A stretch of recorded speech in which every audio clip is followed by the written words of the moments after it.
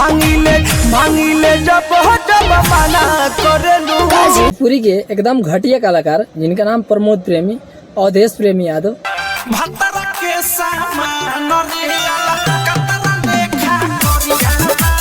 प्रमोद प्रेमी यादव या अवधेश प्रेमी यादव, मतलब ये 2-3 कलाकार ऐसे हैं जो भोजपुरी में एकदम गंद मचा कर रखे हैं। मतलब आए दिन इनका गाना आता रहता है और मतलब इतना अश्लील गाना ला रहे हैं जिसको सुनने के बाद लगेगा कि यार कितना अश्लील गा रहे हैं। जैसे कि ये वाला गाना अभी फिलहाल में ये देखिए 13 नंबर पे ट्रेंड भी कर रहा है। ये गाना अवधेश प्रेमी का आया हुआ गाना 2 दिन पहले का आया हुआ सॉन्ग है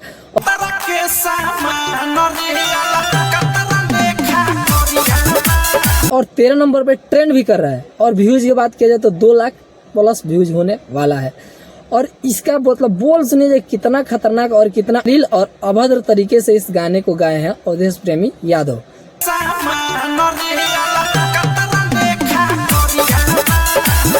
ये तो हो गए पहला।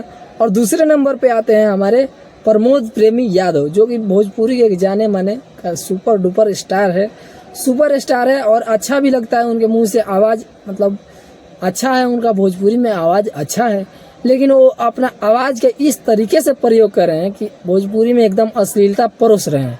जैसे कि आप इस गाने को सुनिए कि इस गाने में प्रमोद प्रेमी यादव ने क्या बोला है। कमर में दर्द के बहाना कमर में दर्द के बहाना, मतलब अश्लीलता का सारा हद पार कर देना। आप भोजपुरी में हो भोजपुरी चलाने के लिए कि भोजपुरी को बर्बाद करने के लिए। ऐसे तो बहुत सारे कलाकार हैं जो कि अश्लील गाते हैं, लेकिन आप तो अच्छा गाते हैं ना, आप अच्छा तरह गीत गाते हैं। लेकिन अब कौन सा मजबूरी आ गया भाई कि आप